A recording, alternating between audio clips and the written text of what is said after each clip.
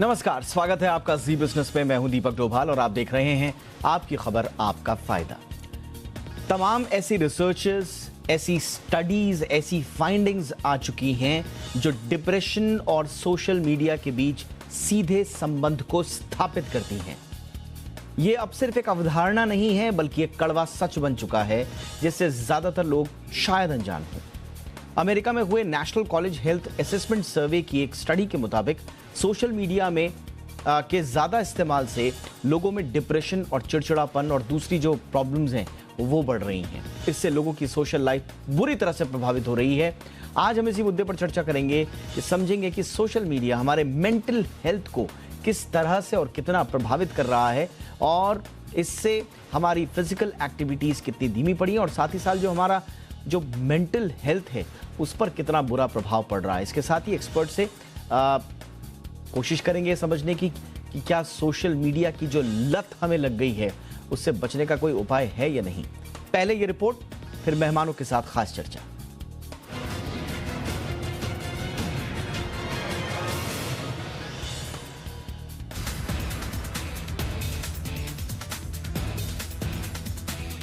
Spiderman की भूमिका निभाने वाले हॉलीवुड अभिनेता टॉम हॉलैंड ने इंस्टाग्राम और ट्विटर से ब्रेक लेने का ऐलान कर खलबली मचा दी है। टॉम हॉलैंड ने कहा, सोशल मीडिया पर उनके बारे में लिखे गए पोस्ट को देखकर वो परेशान हो जाते हैं। इससे उनके मेंटल हेल्थ पर असर पड़ता है। यानी सोशल मीडिया का ज्यादा इस्तेमाल अब वाकई बीमारी बन चुकी है। एक स्टडी में दावा किया गया है कि सोशल मीडिया पर जरूरत से ज्यादा समय बिताने वाले लोगों में चिंता और अकेलापन और अवसाद के लक्षण नजर आने लगते हैं।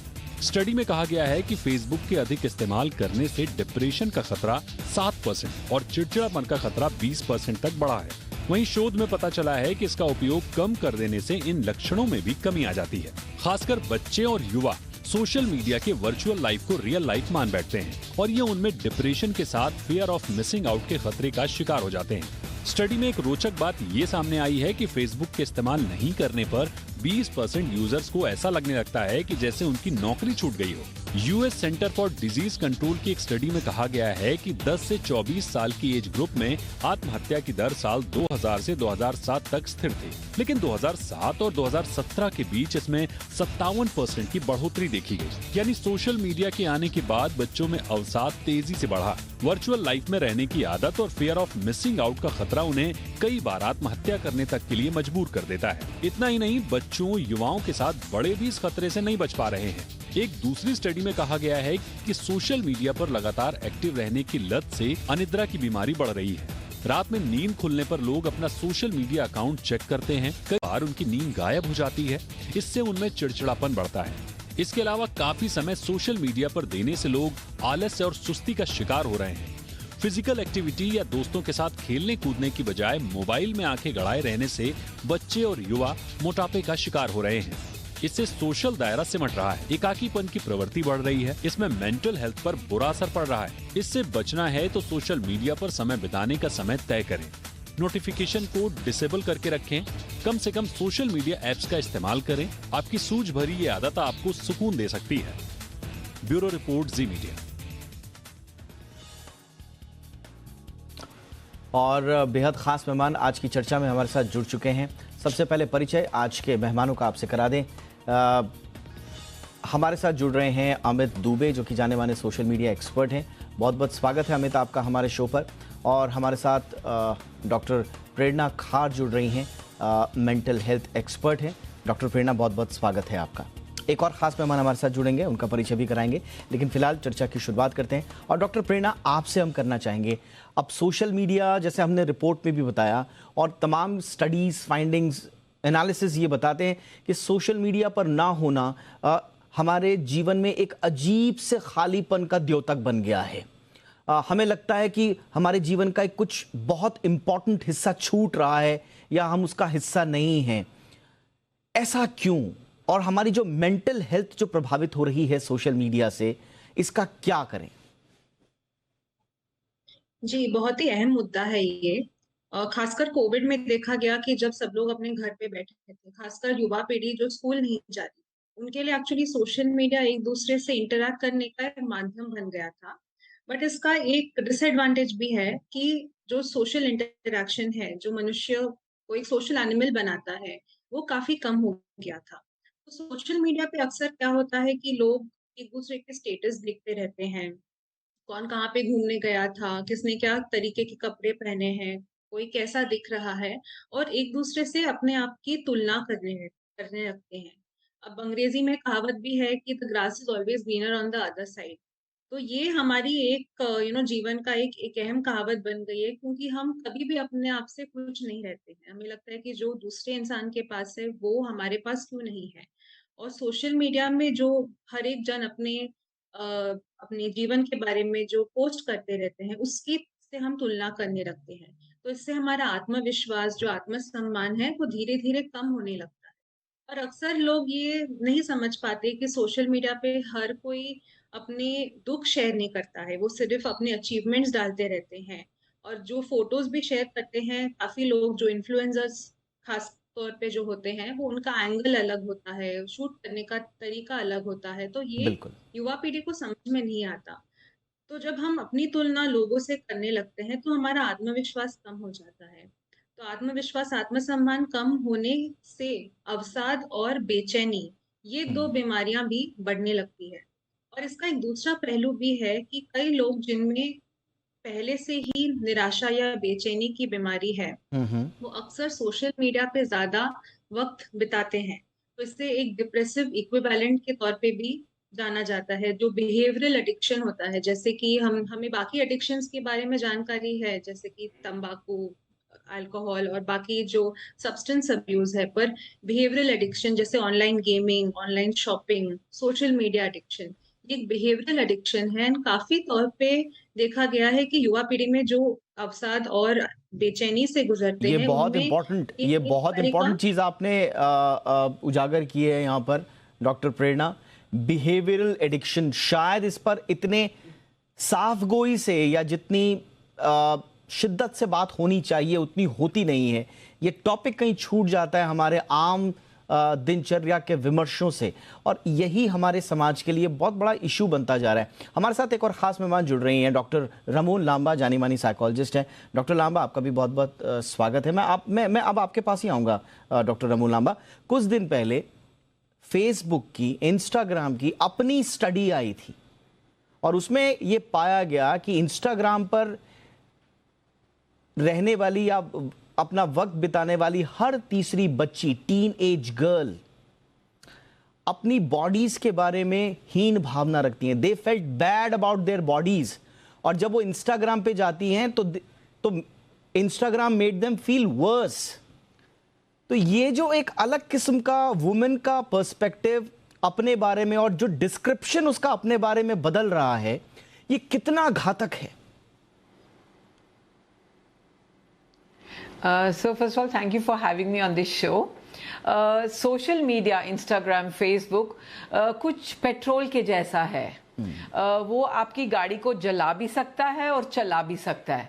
It depends on how you are using it. ये जो ट्रिगर है जो आजकल की जनरेशन टीनेजर्स के अंदर आ रहा है, it's already coming because if you understand, हमारे चाइल्डहुड में ही, अर्ली चाइल्डहुड में ही the feelings of I am not good enough, the feelings of I am not capable, ये हमारे बिलीव्स बहुत ही अर्ली एज में सेट इन हो जाते हैं based on our experiences of how we were brought up by our caregivers. और social media, Instagram एक ट्रिगर है उन दबी हुई फीलिंग्स का बाहर निकलने के लिए। सो बहुत ज़रूरी है इन चीज़ों को माइंडफुल रख के, इन चीज़ों को बैलेंस में यूज़ करके हम रियल लाइफ को रियल लाइफ नहीं बना सकते हैं। अगर एक टीनेजर एक हेल्दी इमोशनल बैकग्राउंड से है, सो वो इन ट्रिगर्स को लेके अपनी लाइफ को बढ़ाएगा and will make their body beautiful. But having said that, अगर एक बच्चा एक लो सोशल एंड इमोशनल कंडीशनिंग से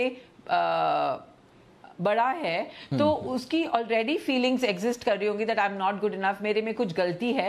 एंड ये सोशल मीडिया की इमेजेस, ये जो रियल लाइफ है जो इतनी फैंसीफुल दिखती है, वो एक ट्रिगर बन जाता है इन हिडन फीलिंग्स के लिए, एंड ये सरफेस हो जाती है and we start projecting our hidden emotional wounds on social media and on Instagram. I'm not saying कि ये हार्मफुल है या नहीं हार्मफुल है, but all I am saying is एक बैलेंस रखना जरूरी है हर एक चीज का लाइफ में। Absolutely. Because social media like I said is like sugar and salt, कुछ भी एक्सेसिव अगर हम एक डिश में डालेंगे तो वो खराब हो जाएगी। तो सब कुछ बैलेंस रखना बहुत जरूरी होता है।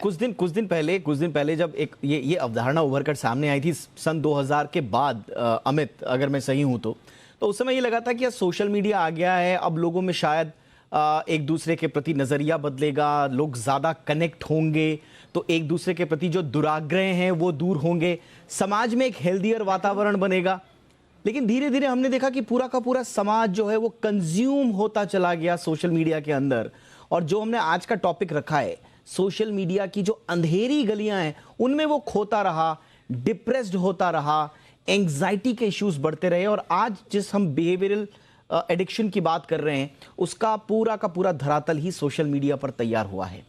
क्या सोशल मीडिया कंपनियां, अमित, इस बात को समझती हैं कि उन्होंने क्या कर दिया है इस दुनिया का?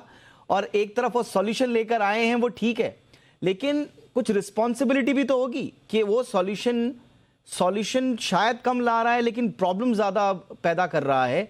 कुछ रिस्पॉन्सिबिलिटी ले रही हैं सोशल मीडिया कंपनियां या नहीं? दीपक जी, काफी सारी चीजें तो इसमें से जानबूझ के की गई हैं। मैं आपको एग्जांपल देता हूं। अभी कुछ दिन पहले ये स्टडी जो हमारी थी और हम लोगों ने डिस्कशन भी किया था कि जो फीचर्स डाले जाते हैं सोशल मीडिया के अंदर वो इस तरीके से डाले जाते हैं कि लोग उसमें हुक हो जाएं, ज्यादा से ज्यादा वक्त बिताएं और उनके इमोशंस के संग उस तरह से खेला जाए। एक जो बेसिक उनका इमोशन यूज करते हैं क्यूरियोसिटी, कि हर चीज में कुछ ना कुछ क्यूरियोसिटी ऐड की जाए। और फिर जो फीचर जितने भी हैं, और ना सिर्फ सोशल मीडिया, जितने और भी गेमिंग कंपनी है वो आजकल साइकोलॉजिस्ट हायर करती हैं कि आप बताइए इसमें ऐसा क्या डाला है जिससे लोगों की जो हम इमोशनल को कंट्रोल कर सकें या उनका मेंटल हुक कर लें उनको किसी तरीके से उस तरह की एंगेजमेंट्स में। कि ये चलिए, आप जब पोस्ट करते हो तो पोस्ट करने के बाद फिर उसमें एक लाइक आता है तो फिर आप ये देखते हो कि लाइक किसने किया, शेयर आया था तो शेयर किसने किया, अच्छा उसने किया है इसने नहीं किया। ये सारी जो स्टेटस है आप दिमाग को एंगेज किए हुए और है उसका आउटपुट कुछ भी नहीं, उसकी जो रियल वैल्यू कुछ नहीं है। तो जितना हम डिस्कनेक्टेड आज हैं दुनिया में उतना इससे पहले कभी भी नहीं थे। हम चाह रहे थे कि सोशल मीडिया की वजह से हम कनेक्ट होंगे, पर हम कनेक्ट नहीं हो रहे हैं, हम डिस्कनेक्ट हो गए। जैसा आपने बताया कि आजकल छोटी छोटी बातों पर लोग इतना दुराग्रह पाल लेते हैं, लड़ने लगते हैं क्योंकि सोशल मीडिया पे किसी ने कुछ व्यू पॉइंट दे दिया, कमेंट कर दिया, पॉलिटिकल व्यू पॉइंट में लड़ाइयां हो जाती हैं। बहुत कई लोग जो एक्टिव दिखते हैं सोशल मीडिया में वो रियल लाइफ में आइसोलेटेड होते हैं। रियल लाइफ में उनका बिहेवियर ही कुछ और होता है। ऐसा लगता है तो बहुत सोशल है पर उसका कोई ओपिनियन नहीं होता, वो किसी से बात नहीं करना चाह रहा, लेकिन सोशल मीडिया पे वो ऐसे लड़ रहा है जैसे उसका सबसे बड़ा जिंदगी का मोटिव ही वो है। तो इस तरह की चीजें सीधे सीधे दिख रही है कि एक विरोधाभास खड़ा हो रहा है लोगों की पर्सनालिटी में। तो सोशल मीडिया पे कुछ और है, रियल वर्ल्ड में कुछ और है, और वो दिखाने की कोशिश कर रहे हैं कुछ जो, जैसे कि अभी बताया साइकोलॉजिस्ट ने, रमोला जी ने, कि एक प्रेशर है हर किसी के ऊपर सोशल मीडिया का, और उस प्रेशर में वो मेरे ख्याल से डिप्रेशन में आ जाता है। बिल्कुल सही बात है। और सिर्फ कमेंट्स में एक दूसरे पर लड़ना, लाइक डिसलाइक का जो डिजायर है आपके अंदर, वो जो लालसा है कि कौन किसने लाइक किया, क्या लिखा, वो एक अलग चीज। और दूसरा, क्या लिखेगा कोई, और जब आपने कोई पोस्ट डाला या कोई फोटो डाली उसके नीचे जो कमेंट आता है उसका एक जो एंग्जाइटी रहता है। मैंने बहुत सारे सेलिब्रिटी से बात किया है इस बारे में, जितने भी मेरे आसपास के लोग हैं मैंने उन सब से बातचीत किया, एक सामान्य आदमी से लेकर अपनी खुद की जिंदगी में ये उतार कर देखा और सबसे बात किया कि वो जब दीपक जी मैं आपको एक चीज ऐड करूंगा। जैसे मैंने बोल रहा था फीचर, पहले क्या होता था, फेसबुक में सिर्फ लाइक का बटन होता था, भाई लाइक किया ठीक है। अब उन्होंने 4-5 ऑप्शन दे दिए। लोगों को इस बात में भी प्रॉब्लम होती है कि इसने लाइक किया है या उसमें हर्ट दिया है या उसने कौन सा ऑप्शन चूज किया, क्योंकि ऑप्शंस बढ़ गए तो लोगों के लिए एनालिसिस करने के माध्यम खड़े हो गए और वो उस हिसाब से डिप्रेशन हो जाते हैं। स्वाभाविक रूप से, यानी ये जो फीचर्स हैं, हर वो फीचर आपको कहीं ना कहीं कॉर्नर कर रहा है, वो एक खतरनाक चीज। और सोशल मीडिया की अंधेरी गलियां, ये हमारा टॉपिक है आज का। और वैसे कोई नई बात नहीं है कि सोशल मीडिया का आपकी मेंटल हेल्थ से क्या कनेक्शन है, लेकिन आज हम थोड़ा सा गहराई में उतरकर इस बात की एक थाह लेने की कोशिश कर रहे हैं, एक टोह लेने की कोशिश कर रहे हैं कि वाकई में सोशल मीडिया हमारे जीवन पर क्या इम्पैक्ट डाल रहा है और क्या हमें इस बात का आभास है भी या नहीं। मैं चर्चा को अब आगे बढ़ाऊंगा। डॉक्टर प्रेरणा, आपके पास में आना चाहूंगा। अब मैं देख रहा था, मैं अब खुद के ऑब्जर्वेशंस हैं, मैं देख रहा था कि सोशल मीडिया पर अगर आदमी आ रहा है या वहां पर टाइम कंज्यूम कर रहा है, और 1-2 लोग नहीं है, पूरी दुनिया में 4.5 बिलियन लोग हैं, 450 करोड़ लोग हैं जो सोशल मीडिया पर हैं। और ये सारे के सारे लोग सोशल मीडिया पर अगर आ रहे हैं तो वो 2-3 कारणों की वजह से आ रहे हैं। या तो वो फोमो की वजह से आ रहे हैं, फियर ऑफ मिसिंग आउट, जिसका जिक्र हमने अपने रिपोर्ट में भी किया, या वो मोटिवेटेड होकर आ रहे हैं, या एक्साइटेड होकर आ रहे हैं, और या फिर डिप्रेस्ड होकर आ रहे हैं। नॉर्मल कितने लोग आ रहे हैं, नॉर्मल उनका कितना बिहेवियर है, आई एम श्योर कि बहुत कम लोग ऐसे होंगे।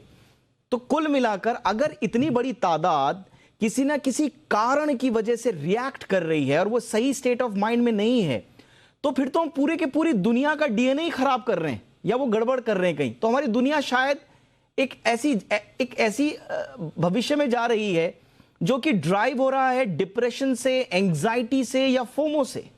तो ये तो पूरा का पूरा भविष्य पर एक प्रश्न चिन्ह लग गया। प्रेरणा जी, देखिए, हर एक चीज का जो है रैशनल यूज होना चाहिए, जो माइंडफुल यूज होते हैं हम उसकी बात कर रहे हैं। तो काफी बार हमने वर्कशॉप्स भी किए हैं बच्चों के लिए टू एजुकेट देम कि रैशनल यूज ऑफ मीडिया क्या होता है। अगर स्कूल से हम बच्चों के लिए वर्कशॉप्स कंडक्ट करें, उनको सिखाएं कि आप देखिए सोशल मीडिया यूज करें, बट इसका एक रैशनल यूज होना चाहिए, एक माइंडफुल यूज होना चाहिए, बिकॉज इसके फायदे भी बहुत हैं। बट अगर हम इसको ज्यादा तरीके से इस्तेमाल करने की कोशिश करेंगे तो इससे फिर ये हानिकारक हो सकता है। तो हम बच्चों या युवा पीढ़ी को ये भी नहीं बता सकते कि आप ये मत करो या ये बिल्कुल ही गलत है, क्योंकि ऐसी बात नहीं है। बट अगर हम इसका सही तरीके से उपयोग करें, आपको लगे कि आप जो यूज कर रहे हैं वो घंटों घंटों तक चल रहा है, आप इसके बारे में बहुत ज्यादा सोच रहे हैं, दिन भर आपकी जो सोच है वो इसी की तरफ दौड़ रही है कि मेरे फोटोज पे कितने लाइक थे, अब मुझे ऑनलाइन क्या खरीदना है, तो इसका ये मतलब है कि आपका जो इस्तेमाल है वो हानिकारक दिशा में जा रहा है। अब हर इंसान जो सोशल मीडिया पे आता है वो इसके लिए नहीं आता है कि उसे सिर्फ लाइक्स चाहिए, वो अपनी जानकारी के लिए आता है। कई लोग न्यूज फॉलो करते हैं सोशल मीडिया पे या अपने फ्रेंड्स के साथ कनेक्टेड रहते हैं। बट अगर ये इस्तेमाल कुछ ज्यादा ही हो रहा है बिल्कुल, तो हमें अपने आप से प्रश्न पूछना चाहिए कि ये मेरा जो यूज है वो ज्यादा जा रहा है, ये आपने बिल्कुल सही बोला। एब्सोल्युटली, ये थोड़ा सा हमें सोचना होगा रुक कर। और एक और चीज है डॉक्टर लांबा, कि लोगों का परसेप्शन, लोग मेरे बारे में क्या सोचेंगे, ये तय कर रहा है कि कल मैं क्या खाऊंगा, मैं कल क्या पीऊंगा, कल मैं कहां जाऊंगा, मैं क्या सोचूंगा, क्या लिखूंगा। तो ये परसेप्शन अगर मेरी लाइफ को ड्राइव कर रहा है तो मेरी लाइफ तो शायद मुझे ही नहीं पता कि मैं कहां ले जा रहा हूं।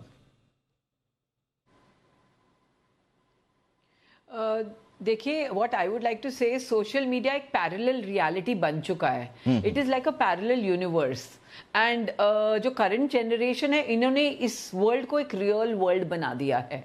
एंड एज ह्यूमन बींग्स, हमारी साइकोलॉजिकली अगर आप हमारा फ्रेमवर्क देखो तो हमारी हर एक इंसान की इमोशनल नीड्स होती हैं। ये emotional needs are the need to be liked and to be belonged to someone, ठीक है। और ये जब नीड्स हमारे एनवायरनमेंट में फुलफिल होती नहीं है ना, we start looking for other avenues to have these emotional needs fulfilled. And जब ये जो न्यू जनरेशन है उनको लगता है कि ये सोशल मीडिया वर्ल्ड एक रियल वर्ल्ड है, एक पैरेलल टाइमलाइन में रियल यूनिवर्स है, so they start seeking out for love, attention, belongingness, likes वहाँ से। एंड जब वो वहाँ पे नहीं मिलता, it triggers a threat kind of a mechanism, like a chemical in your brain that लगता है कि okay, you know, we are going through rejection and हमारी emotional needs deprive हो रही हैं, and तभी जाके ये imbalance create हो जाता है, and it is an onset of clinical depression. So बहुत ही ज़रूरी है, like Dr. Prerna said, that it's very very important कि हम educate करें इस new generation को।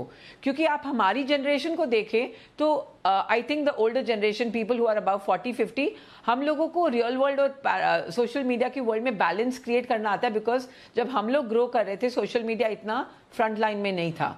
बट ये न्यू जनरेशन को पता ही नहीं है रियल वर्ल्ड क्या है। They've forgotten social outings, going out and playing with friends, going out and building human relationships. तो इनका वर्ल्ड यहीं तक सीमित हो गया है, उन्होंने इतना रियल बना दिया इस वर्ल्ड को। अच्छा, एक चीज और है, ये यहाँ पे बड़ी इंटरेस्टिंग चीज मुझे याद आई, मैं आप लोगों से शेयर भी करना चाहूंगा। अभी कुछ दिन पहले कहीं हमारे जान पहचान में किसी पोस्ट के नीचे कुछ अभद्र टिप्पणियां, जो स्वाभाविक रूप से आज की डेट में जिन्हें ट्रोल्स कहा जाता है, तो उनमें से एक अभद्र टिप्पणी करने वाले हमारे जान पहचान के थे और मैंने उनसे पूछा, वो कम उम्र के थे, मैंने उनसे पूछा कि ये आपने ये अभद्र भाषा यानी कि गाली का प्रयोग क्यों किया है? तो उन्होंने कहा कि नहीं ये गाली नहीं है, मैं तो रोस्ट कर रहा था। ये रोस्ट है और रोस्टिंग ऐसे ही होती है, और रोस्टिंग का मतलब किसी को गाली देना नहीं है। तो ये आज की जो जनरेशन है उसको मालूम ही नहीं है कि मैं अभद्र भाषा का प्रयोग कर रहा हूं। उस अभद्र भाषा को पढ़कर या सुनकर या उसके बारे में जानकर सामने वाले की शायद जो वो डिप्रेशन में जा सकता है, वो एंजाइटी में आ जाएगा, लेकिन उनके लिए ये नया नॉर्मल है। तो अमित, मैं आपसे पूछ रहा था कि हमारी नई जनरेशन के लिए क्या धीरे धीरे ये सब नॉर्मल हो जाएगा, सब नॉर्मलसी आ जाएगी? हम ही लोग ज्यादा परेशान हो रहे हैं क्योंकि एक कम्युनिकेशन गैप है। वो जो कहना चाह रहे हैं शायद हम सुनना नहीं चाह रहे हैं, और जो हम सुनना चाह रहे हैं वो कह नहीं पा रहे हैं उस भाषा में। तो ये गैप रहेगा या आगे न्यू नॉर्मल हो जाएगा? नहीं, ये न्यू नॉर्मल नहीं होगा, ये गैप बिल्कुल और बढ़ता जाएगा। क्योंकि देखिए, इंसान जो है, इंसान के जो बिहेवियर है या इमोशंस हैं, उसको आप इस तरह से काउंटर करके चैलेंज नहीं कर सकते। जैसे कि आपने एग्जांपल दिया कि उनको पता नहीं कि रियल वर्ल्ड में रिएक्शन कैसे होता है।